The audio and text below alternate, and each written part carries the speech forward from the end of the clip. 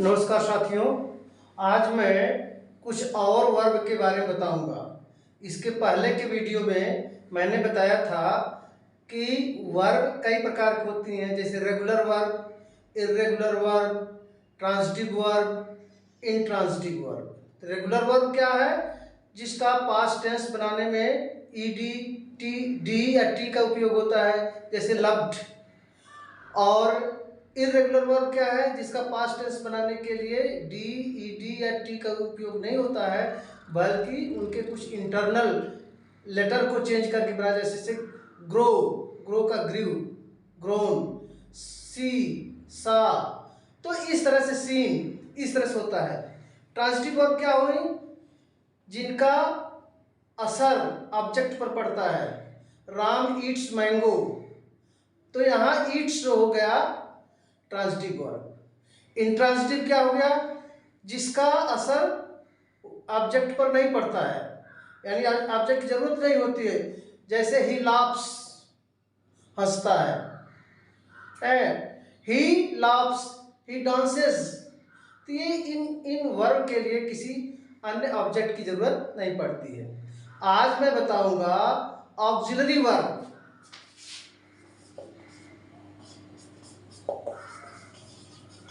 Auxiliary verb, auxiliary verb को सहायक क्रिया भी बोलते हैं, helping verb.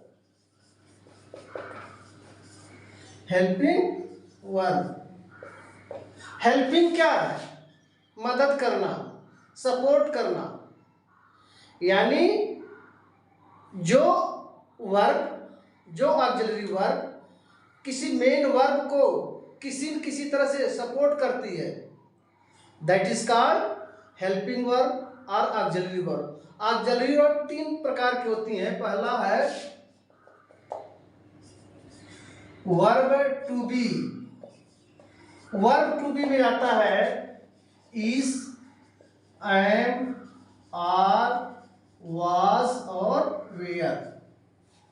Verb to be means is, am, are, was, were. Verb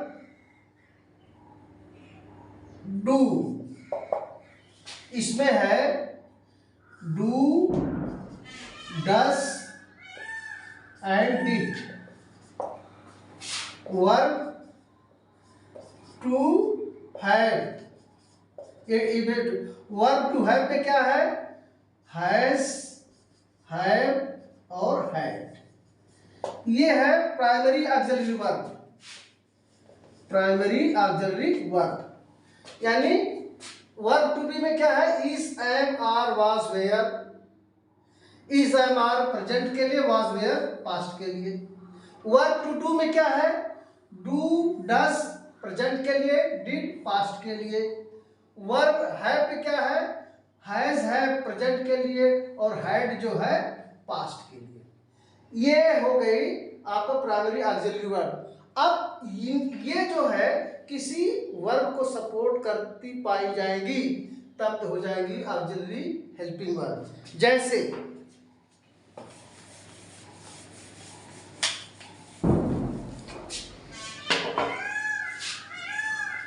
Sita is cooking food. Is जो है ऑक्सिलरी वर्ब है, तो ये मेन वर्ब नहीं है। ये सीता इज, ये कुकिंग को सपोर्ट कर रही है, हेल्प कर रही है। ये हो गया सीता इज कुकिंग, ये ऑक्सिलरी वर्ब हो गई। Mohan does not help others. Mohan does not, ये डज नॉट हेल्प कर रहा है, हेल्प कर रहा है हेल्प को। हेल्प जो मेन वर्ब है, डज नॉट, डज ये जो ऑक्सिलरी वर्ब है, ये नॉट जो है निगेटिव के लिए लगा हुआ है। तो Mohan does not help others, तो डज जो ऑक्सिलरी हो गया और हेल्प मेन हो गया, तो ये does is supporting help. Does is supporting help to complete its meaning, that is why यहां डज जो है ऑक्सिलरी वर्ब होगा। और एग्जाम्पल देखिए, सविता हैज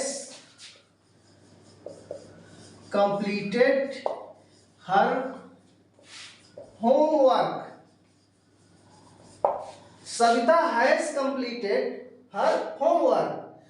हैज क्या लगा है? ये ऑक्सिलरी वर्ब है has, and has completed. This is the main verb. Complete, complete, completed. Past participle. तो completed is supported by has. Has is supporting completed to express its meaning. Otherwise, the tense is incomplete because it is written in the past perfect, present perfect. So, present perfect needs has, have plus verb का third form. If there is no has, it may not be complete. That is why has is the auxiliary verb. Next, Ram did not do the work. Ram ने काम नहीं किया. It is negative sentence in present tense, and in negative sentence in present tense, present indefinite, do, does, did. Do, does, did. Did is required in past and do, does required in present. तो present indefinite हो या past indefinite हो, उसमें negative के लिए did not या does not or do not लगता है. तो ये हेल्प कर रही है इसके कंप्लीशन के लिए. डू यहां पर है main verb, do main verb है, और डिड जो है हेल्पिंग वर्ब है. तो ये जो यहां पर डू देखिए मेन वर्ब है, डू मतलब करना, तो यहां डिड जो है हेल्पिंग वर्ब है. तो ये हो गया, ये सपोर्ट इसने किया, तो ये कंप्लीट इसका मतलब हो गया. यहां हेल्पिंग वर्ब हो गई. अच्छा, अब इसी में एक आता है लिंकिंग वर्ब.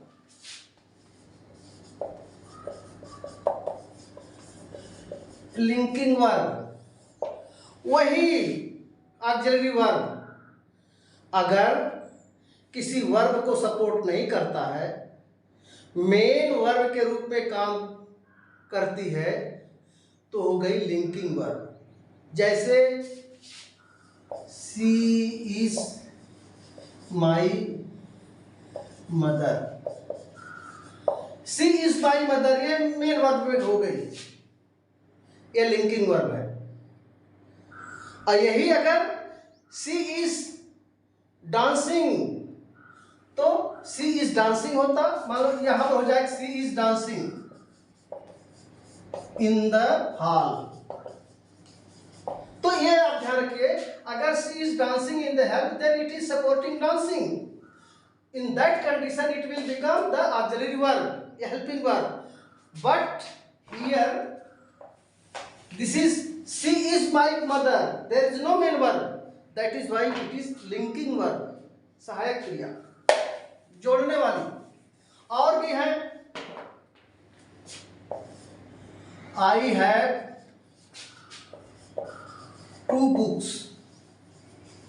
देखिए, I have 2 books. यहां ये तो ऑक्सिलरी वर्ब थी. ऑक्सिलरी वर्ब कब होगी? जब ये किसी मेन वर्ब को सपोर्ट करेगी. अगर ये अपने आप पे खुद वर्ब के रूप में है, एक वर्ब के रूप में है, तो यह जो है ऑक्सिलरी वर्ब ना होकर के हो जाएगी लिंकिंग वर्ब.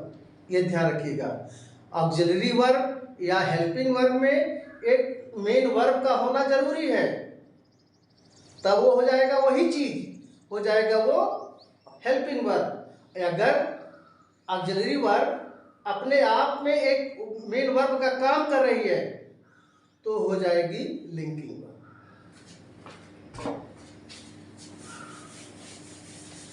एक और है models. Model auxiliary verb.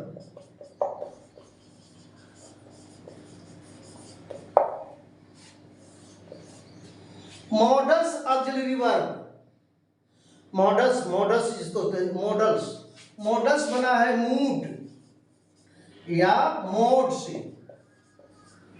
Mood या मोड, मूड मतलब अवस्था, मोड मतलब तरीका या भाव। तो मूड या मोड से बना है मॉडल्स। जो वर्ब किसी का अपने मेन क्रिया में, इसमें होता है मेन क्रिया का भाव व्यक्त करें, अवस्था व्यक्त करें, वो होती है मॉडल्स। मॉडल्स में क्या क्या आता है? Will, would, shall, should, can, could, may, might, ये सब है। Will, would, shall, should, can, could, may, might. Present, past, present, past, present, past, present, past. यानी वर्तमान में, जैसे I will go to the market हो गया, फिर हो गया विल का प्रयोग, यानी will, would, shall, should, can, could, may और माइट। अब ये ध्यान रखिए कि एक मॉडल्स में मेन वर्ब का होना जरूरी होता है। एक मॉडल में मेन वर्ब का होना जरूरी है। बिना मेन वर्ब का वो मॉडल काम नहीं करता है। I can do this work, ये देखिए I can do this work, ये हो गई मेन वर्ब, कैन हो गया मॉडल। और ये मूड कैसे है? I can do, do I can, मैं कर सकता हूं। It express the mood off the verb, do माने करना, आई कैन डू, मैं कर सकता हूं, यानी मेरी करने की अवस्था है। आई मे नॉट डू, मैं नहीं कर सकता हूं। आई विल टीच यू, मैं पढ़ाने की अवस्था में हूं। तो इस तरह से ये मॉडल्स जो है एक मेन वर्ब की अवस्था को या भाव को व्यक्त करते हैं, उन्हें मॉडल कहते हैं। और मॉडल हो गया कैन एंड विल, ये सब जो है मॉडल्स है। I understand you have got someone. Thank you very much.